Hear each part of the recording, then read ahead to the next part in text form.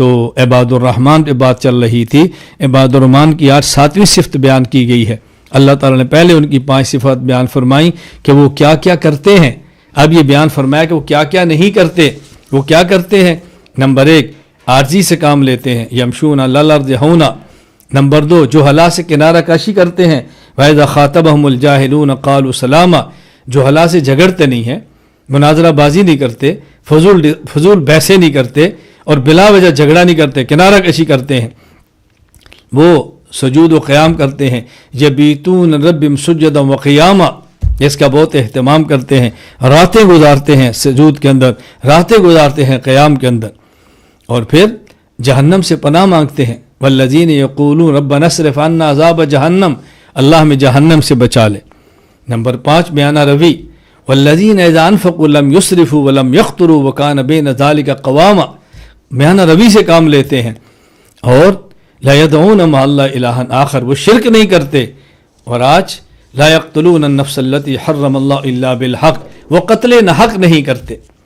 پہلے فرمایا کیا کرتے ہیں، اب فرمایا کیا نہیں کرتے. تو یہ عباد الرحمن کی صفات کو سننا ہے، اپنے اندر لانا ہے. جن نے پہلے بیانات سنے ہیں بہت اچھا، نہیں سنے تو ان کو پھر سنیں. ایک دن ایک بیان، دوسرے دن دوسرا بیان، تیسرے دن تیسرا بیان، تاکہ سب چیزیں آپ کے علم کے اندر ہوں.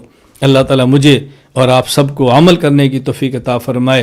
اللہ ہمیں اپنے کرم سے اپنا بندہ بنا لے، اپنے فضل سے اپنا بندہ بنا لے، اپنی رحمت سے اپنا بندہ بنا لے، اپنی توفیق سے ہمیں اپنا بندہ بنا لے. اللہ کی توفیق، اللہ کی رحمت، اللہ کا کرم، اللہ کا فضل، اس کے بغیر ہم بندے کیسے بن سکتے ہیں؟